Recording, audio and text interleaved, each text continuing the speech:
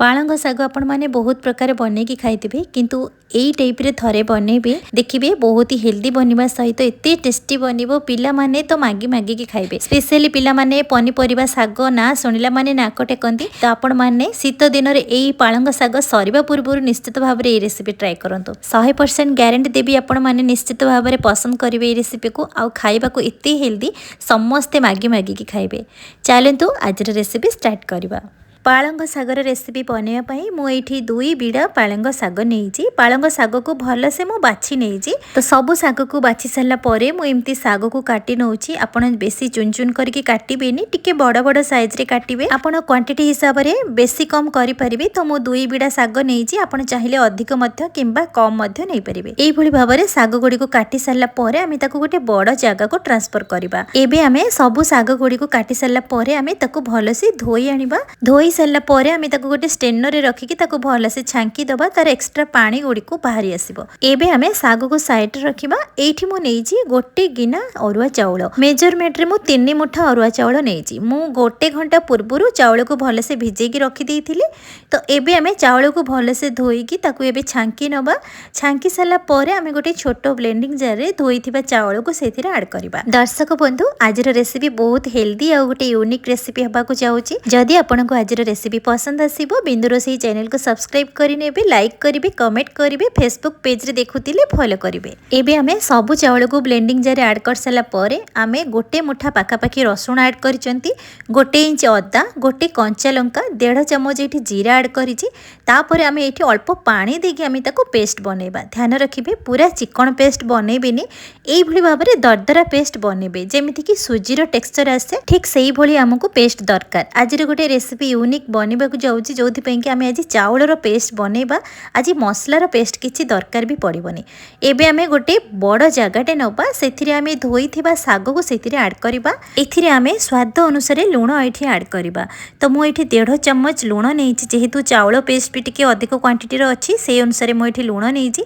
एठी गोटे चम्मच जीरा ऐड करिछि। आपण चाहिले स्किप करिवे जेहेतु आमे चाउल रे जीरा को बाटिथिले। ता सहित आमे अल्प हळदी गुंड, अल्प लंका गुंड, 1/2 चम्मच जुआणी नेइछि। एठी आमे अल्प भृसंग पत्र किसी ऐड करिसेंती।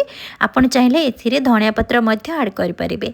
जुआणी देह पई बहुत हेल्दी हेइथाय, जोत पई कि डाइजेशन पावर को बढ़ाई थाय। सेति पई म एठी जुआणी नेइछि। तापरे एठी आमे ऐड करिबा चाउल रो जो आमे पेस्ट बनै कि रखिथले, चाउल पेस्ट को एठी ऐड करिबा। आज रेसिपी बहुत ही हेल्दी होबा को जाउची। जदि आपण एठी चाउल पेस्ट ऐड करिबेनी ताहले आपण एठी बेसन ऐड करि परिबे, आउ बाकी जिंस सेम रहिबो। किंतु चाउल रे थरे बनांतु देखिबे तार टेस्ट भी भलो आसीबो आउ हेल्दी भी रहिबो। एबे आमे सब जिंस को ऐड कर सला परे एठी 2 रु 3 चम्मच एठी पानी ऐड करिछि। तापरे आमे एठी हाथ सहायता रे भले से मिक्स करबा। एथिरे आउ किछि भी मसला किछि ऐड करिबेनी, काहे कि ना एटा ट्रेडिशनल वे रे जेहेतु आमे बनौचंती तार जेतिके जिंस दरकार आमे सेथिरे ऐड करिसंती। प्योर आमे ट्रेडिशनल टेस्ट भी पाइबा आउ हेल्दी भी रहिबो। मार्केट वाला मसला किछि भी एथिरे ऐड करिबेनी। एई भली भाबरे रे पालंग शाग थरे बनांतु, देखिबे सब भले बनेबे।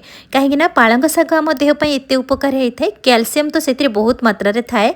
तो सेति पई पिला माने तो खाइबा को नाक टेकंती, किंतु एई भली भाबरे बनांतु पिला माने मागी मागी की खाइबे। पालंग शाग रे मु पियाज ऐड करिया को भूली जाइथिली। तो मु 2टी मीडियम साइज रो पियाज को एमती छोट छोट करके काटिकी मु एथिरे ऐड करिछि। आपण सब जिंस को क्वांटिटी हिसाब रे बेसी कम करि परिबे। ध्यान रखिबे एथिरे एक्स्ट्रा पानी बिल्कुल देबेनी, काहे कि ना सागर तार मॉइस्चर थाए से आपे आपे पानी छाड़ीबा स्टार्ट हे जिवो। एबे हमें साग को किछि समय तक कवर करके रेस्ट पई छाड़ी दबा। 5 रु 10 मिनिट परे हमें गैस चूल्हा रे गोटे फ्राई पैन टे बसैबा। पैन रे गोटे चम्मच रिफाइंड तेल ऐड करबा। तेल भले से गरम हे गले आमे साग को एमती बरा टाइप रो एमती बनेबा। तो आपण को मन पसंद रे छोट बड़ मध्य करि परिबे। एई भली भाबे रे सब बरा गुडी को एमती बनै साला परे आमे लीड को कवर करके 3 रु 4 मिनिट पर्यंत ताको सिझेबा पई छाड़ी दबा। एठी 3 रु 4 मिनिट परे आमे बरा गुडी को एमती उल्टै नबा। सब बरा जेमिति भल से क्रिस्पी बनिबो आउ दुई पट जाको गोल्डन कलर भली हेतिबो। तो बेसी पोड़ीबेनी कि बेसी कंचा रखिबेनी। गैस रो फ्लेम को मीडियम रे रखिथिबे। तो एई भली भाबरे सब बरा को आमे दुई पट जाको भल से एमती देखंतु अल्प तेल रे केमती आमे दुई पट जाक बढ़िया से क्रिस्पी होइछि आउ गोल्डन कलर भली भी देखा जाउछि। बेसी पोड़ीबेनी कहीं बेसी पोड़िले तार टेस्ट खराब आसीबो। एई भली भाबरे आपण बरा को भल से भाजिबे। एबे हमर बरा बढ़िया से बनी जाइछि तो एबे आमे गोटे प्लेट को काढी आनिबा। सेम प्रोसेस रे गोटे चमच तेल देकी आमे बाकी रखिथिबा सागर बैटर को एमती भाबरे बरा भली बनै नबा। आपण जदि चाहिबे तेल रे छाणी परिबे किंतु हेल्दी वे रे बनबा पई हेले आपण एई भली भाबरे तावा बरा भली बनै दियंतु। सेम प्रोसेस रे सब बरा बनै सल्ला परे आमे ताको गोटे प्लेट रे सजेबा। गरम गरम भात किंबा पखाला सहित एई बरा आपण गरम गरम खाइबे देखिबे बहुत ही टेस्टी लागे खाइया पई। स्पेशली पिला माने तो जानि परिबेनी किंतु एई भली भाबरे बनै कि दियंतु मागी मागी की खाइबे। आउ एई बरा ना आपण स्नैक्स भाबरे मध्य खाइ परिबे। बहुत ही टेस्टी लागे एई बरा खाइबा पई। आउ देह पई तो भाबिया को गले बहुत ही हेल्दी। एटी देखंतु गोटे बरा आपण माननकु भांगी की देखौछि केमती बहुत सुंदर भी बनैछि। खाइबा को टेस्ट बहुत बढ़िया आसीबो खाइया पई। पिला माने जानि परिबेनी आपण पालंग सागरे बनैचंती। एमिति भी पिला माने साग किंबा पनी परिबा ना सुनिला माने नाक टेकिबे किंतु आपण एई भली भाबरे थरे ट्राई करंतु। आजिरो हेल्दी रेसिपी आपण माननकु निश्चित भाबरे पसंद आसीथिबो। जदि पसंद आसीथिबो बिंदुरोसेई चैनल को सब्सक्राइब करि नेबे, लाइक शेयर कमेंट करिवे, फेसबुक पेज रे देखुथिले फॉलो आउ लाइक करिवे। पुणी देखा हबा नुवा रेसिपी सहित। से पर्यंत रहुछि नमस्कार।